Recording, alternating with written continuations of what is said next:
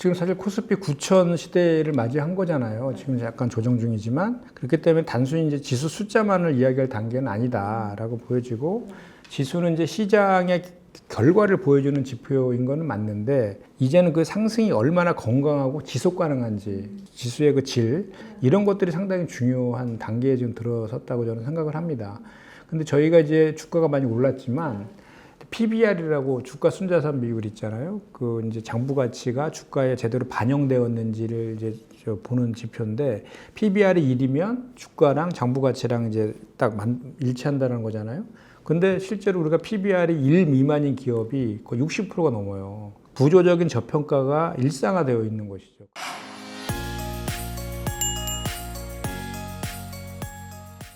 코스피 5천 시대 아직은 꿈처럼 들리는 이야기인데요. 이 말 지금 들으면 어떠세요? 작년 이맘때 상법 개정을 주도한 김현정 더불어민주당 의원을 인터뷰하면서 제가 이곳 국회에서 꺼냈던 첫 문장입니다.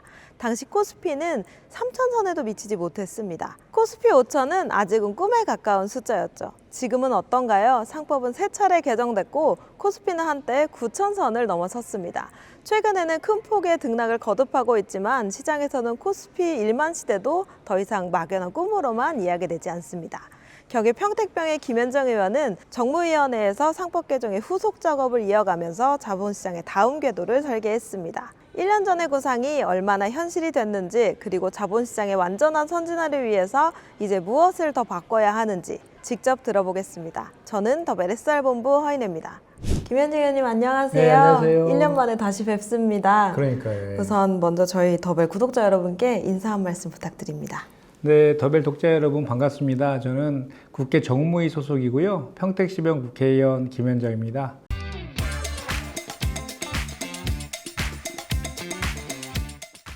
작년 6월 달에 더벨과 같이 인터뷰를 했었는데 1년 만에 다시 이렇게 인터뷰를 하게 되었네요. 그때 당시에는 우리 주가가 2,700 정도 됐을 때 했었는데 그래도 한 3배 이상 주가가 오른 상태여서 아주 좀 이런 주가 자본시장 정상화, 자본시장 성장화를 좀 주도했던 의원으로서 좀 보람을 좀 느끼고요. 앞으로도 더 분발하겠다라는 말씀드리겠습니다. 작년에 저희 인터뷰 준비할 당시 아까 말씀드린 것처럼 2,700 정도 3,000선이 안 됐었어요. 근데 1년 뒤인 현재는 장중 한때는 뭐 9,000까지 또 넘어선 장면까지 저희가 보게 됐고 또 1년 전에 의원님께 되게 굉장히 자신감 있게 코스피 5천 시대 충분히 가능하다, 당연히 가능하다라는 말씀을 주셨었는데 그때 전망하셨던 미래 또 내렸던 진단 가운데서 가장 정확했다고 생각하신 부분이 어떤 건지 여쭤보고 싶습니다. 아무래도 그때 이제 저희가 코리아 디스카운트라고 불리잖아요. 아주 고질적인 저평가 그리고 이제 박스피라고 불리는 2,000에서 3,000 사이에 딱 갇혀가지고 거의 20년 넘게 유지되었던 그것들을 근본적으로 이제 고쳐야 된다라는 그 논의가 이제 당 안에서 시작이 되었고 저희가 그 당시에 5,000 특위를 만들어서 본격적으로 활동을 했는데 기본적으로 이제 주가가 저희가 저평가된 원인들이 있잖아요. 원인들을 제거하면 기본적으로 현재의 기업의 가치를 그대로 유지한다는 전제에서도 주가가 지금보다 훨씬 더 몇 배는 뛸 수 있다 말씀을 드렸었고 실제로 그런 그 저평가의 원인들을 제거하기 위해서 부단하게 노력을 했죠. 그 대표적인 게 이제 상법 개정을 1, 2, 3차에 걸쳐서 했고 또 배당소득 분리과세도 이제 개정을 함으로 인해 가지고 아주 고질적인 저평가의 원인인 편법적 지배구조 개편이라든지 투자자들에 대해서 자본시장에 대한 신뢰를 갖게 하는 그런 제도적인 보완들을 법 개정을 통해서 쭉 할 것이라고 계획했기 때문에 주가가 이제 5천을 넘어서 할 수 있을 것이다라고 자신 있게 말씀을 드렸던 것이고 근데 지금 와서 돌이켜보니까 1년이 지난 지금 와서 돌이켜보니까 그 속도가 엄청 가속화가 붙어가지고 저희가 법 제도 개선을 통해서 그 시장의 신뢰를 회복한 그 측면이 있는 데다가 작년 9월부터 이제 반도체 특수가 딱 생겼잖아요. 정말 예상치 못했던 그 삼전 닉스의 수익성 그것이 같이 이제 뒷받침되면서 주가가 거의 9,000포인트를 뚫는 그런 상황까지 와 있는 것이죠. 그래서 결국은 시장의 신뢰를 회복한 것과 기업의 실적 개선 두 가지가 맞물려서 아주 빠른 속도로 코스피가 상승하지 않았나 이렇게 생각합니다. 시장이 훨씬 더 좋았을 때 인터뷰를 했으면 또 좋았겠지만 사실 이런 지수도 어쨌든 저희 시장의 단면이기도 하고 최근에 좀 조정하고 변동성 겪고 있는데 이게 빠르게 상승한 후에 시장이 좀 새로운 균형을 찾아가는 과정일까요? 아니면 어떻게 저희가 좀 진단을 해봐야 될까요? 지금 사실 너무 빨리 올랐죠. 45일 동안 3,000포인트가 오른 거로 제가 알고 있거든요. 6,000에서 9,000 가는데 45일 정도 만에 갔었거든요. 그러다 보니까 시장이 이제 지금 피로감도 솔직히 좀 쌓여있던 것도 있고, 그리고 이제 아무래도 그 9,000포인트를 넘게 되니까 이제 뭐랄까요, 이렇게 이익을 실현하려는 뭐 그런 측면도 있고, 또 그리고 사실 최근에 주가 상승을 이끈 것이 이제 반도체, 삼전 닉스를 비롯해서 AI 관련주들이 주도를 했었잖아요. 그러다 보니까 특정 종목들만 많이 오르고 또 많은 종목들은 오히려 주가가 떨어져서 주주들이 이제 피해를 보는 그런 양극화가 많이 심화된 그런 측면이 좀 있었거든요. 그럼에도 불구하고 기본적인 그 상승 추세라든지 뭐 우리가 지금 자본시장을 그 프리미엄 시장으로 만들겠다라는 정부와 우리 여당의 의지가 워낙 확고하고, 또 반도체에 대한 그 실적 전망치도 상당히 높게 나왔지 않습니까? 2분기에도. 반도체에 대한 특수는 AI가 이제 가속화됨으로 인해서 정말 많은 그 반도체가 필요하다고 합니다. 그렇기 때문에 그것은 구조적인 성장이지 일시적인 반등에 그치는 것이 아니고, 그렇기 때문에 그 코스피가 지금 일시적으로 하락해 있지만 다시 상승 추세로 지속할 것이라는 것은 저는 확신합니다. 지금 의원님께서 말씀해 주신 것들 연결해 보면 좀 구조적 성장, 질적 성장 말씀이신 것 같아요. 코스피가 아무래도 단기간 크게 오른 만큼 지수 자체에 대한 집중도가 높긴 했는데 이제는 좀 상승의 질을 봐야 되지 않느냐 하는 목소리도 많아요. 그래서 앞으로 성과는 좀 지수보다는 평균 PBR이나 뭐 배당 성향 이런 것들로 판단을 해야 될지 의원님 어떤 의견이신지. 그렇죠. 이제 지금 사실 코스피 9,000 시대를 맞이한 거잖아요. 지금 약간 조정 중이지만, 그렇기 때문에 단순히 이제 지수 숫자만을 이야기할 단계는 아니다라고 보여지고, 지수는 이제 시장의 결과를 보여주는 지표인 거는 맞는데, 이제는 그 상승이 얼마나 건강하고 지속 가능한지, 지수의 그 질, 이런 것들이 상당히 중요한 단계에 지금 들어섰다고 저는 생각을 합니다. 근데 저희가 이제 주가가 많이 올랐지만 PBR이라고 주가 순자산 비율 있잖아요. 그 이제 장부 가치가 주가에 제대로 반영되었는지를 이제 보는 지표인데, PBR이 1이면 주가랑 장부 가치랑 이제 딱 일치한다는 거잖아요. 근데 실제로 우리가 PBR이 1 미만인 기업이 거의 60%가 넘어요. 구조적인 저평가가 일상화되어 있는 것이죠. 그걸 PBR을 개선하는 노력들을 함으로 인해서 우리 그 기업들의 전반적인 가치들을 상승시키는 그런 것이 중요한 지금 국면에 들어왔다 이렇게 생각합니다. 주가 정상화법 설명을 조금 구체적으로 해주시면 좋을 것 같아요. 네. 어떤 법안인지. 이 PBR이 1 미만인 기업이 저희 나라 같은 경우는 60%가 넘는데, 미국 같은 경우는 한 2에서 4% 정도밖에 안 되거든요. 유럽도 한 13% 정도? 그 정도밖에 안 되는데 우리나라는 정말로 많은 거죠. 그렇기 때문에 이제 그 PBR을 1 이상으로 할 수 있도록 하는 게 이제 필요하다라는 거고, 그러기 위해서는 이제 제가 낸 주가 정상화법이라고 명명한 것은 실제는 자본시장법인데, 주가 정상화법이라고 이제 명명한 것은 이제 PBR이 2년 연속 1 미만일 경우에는 이 개선 계획서를 제출하라는 거예요. 제출하고 공시하라 그것을. 그러면 예를 들어서 배당 이익 같은 게 생길 수 있잖아요. 이제 기업을 운영하다 보면 그 배당 이익은 어떻게 처리할 것인지, 자사주를 취득하고 소각할 것에 대한 계획이라든지, 또는 뭐 사업구조 개선, 그 PBR 1 이상으로 하기 위해서는 어떻게 할 것이라든지 이런 계획들을 공시하라는 겁니다. 그런데 이제 이것에 대해서 그럼 뭐 우리가 법으로 그 기업의 실적을 강제하는 거냐 이런 비판이 있을 수도 있는데, 그런 건 아니고요. 제가 이 주가 정상화법이라고 하면서 이 법안을 낸 취지는 뭐냐면, 끊임없이 주주들하고 시장들하고 신뢰를 형성하라는 겁니다. 그러면 그 회사의 기업의 상태들에 대해서 정확하게 알려줘야 되잖아요.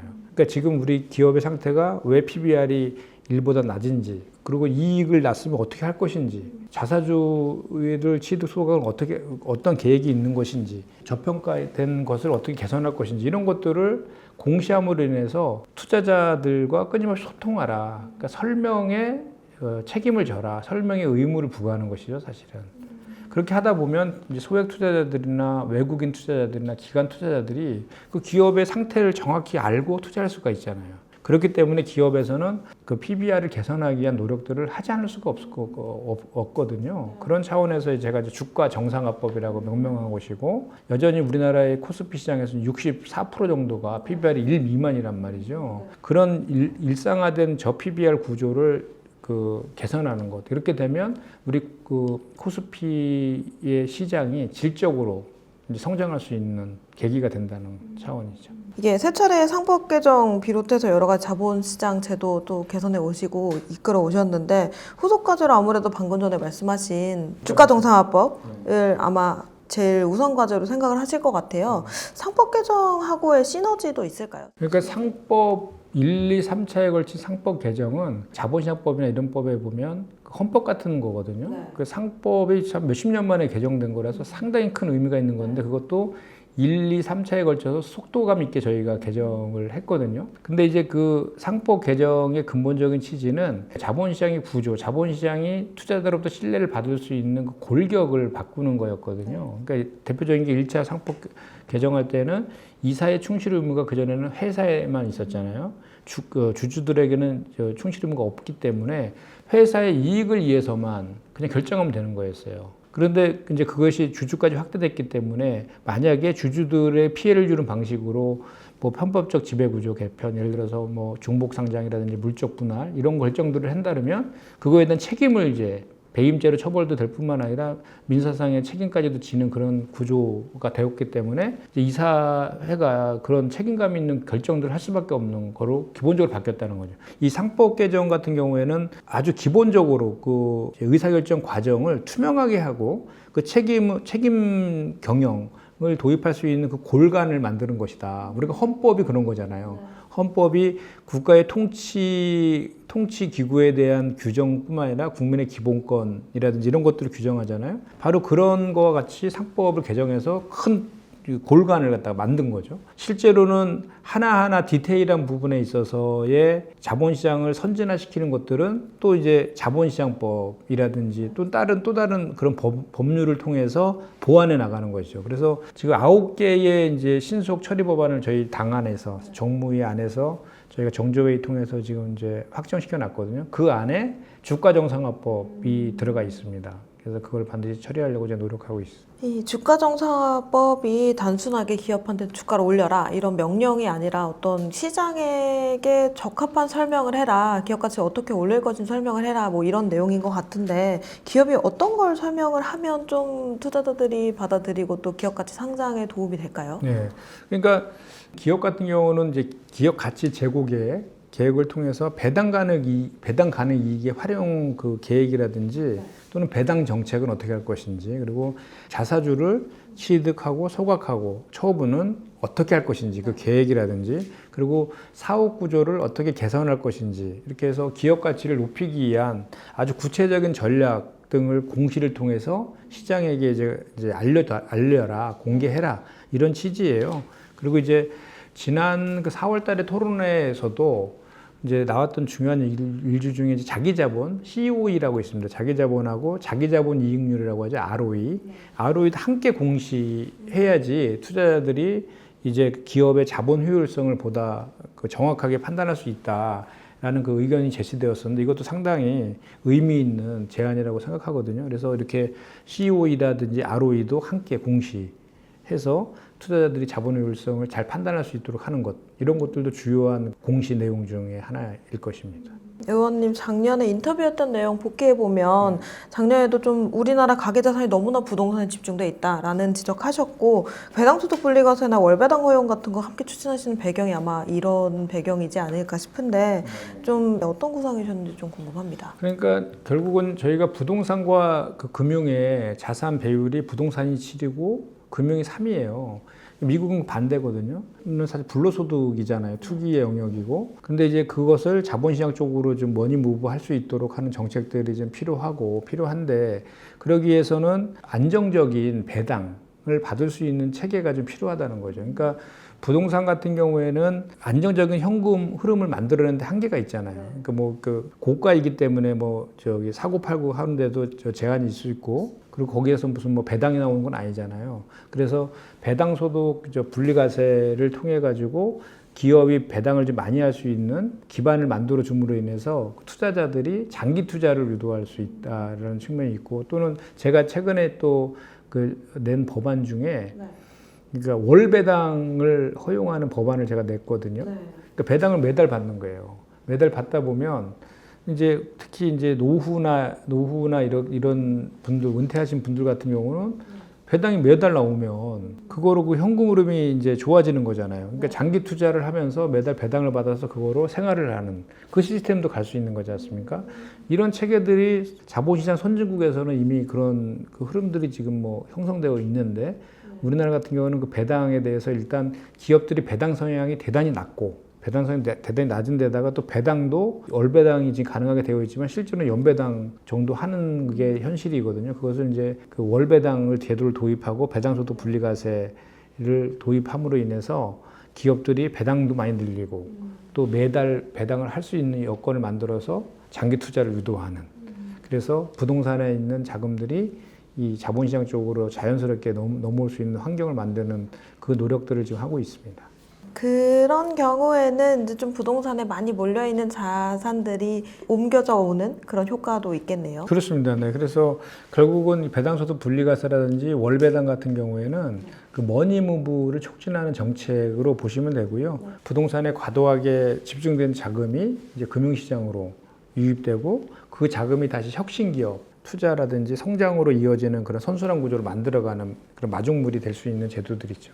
코스닥 질문을 드리지 않을 수가 없는데, 아무래도 코스피가 너무 잘 됐고 많이 올랐고 하다 보니까 코스닥 투자자들 또 코스닥 기업들은 그 기대만큼의 만족도를 얻지는 아직 못한 것 같아요. 그래서 대형주가 국내 시장을 이끌고 있는데 중소형주나 혁신기업들의 자금 조달 개선도로 또 확산을 시켜야 되지 않냐라는 말들이 있는데, 이걸 어떤 방법으로 좀 해소를 할 수 있을지. 그러니까 저도 이제 코스피의 상승에 비해서 코스닥 시장이 대단히 부진해요.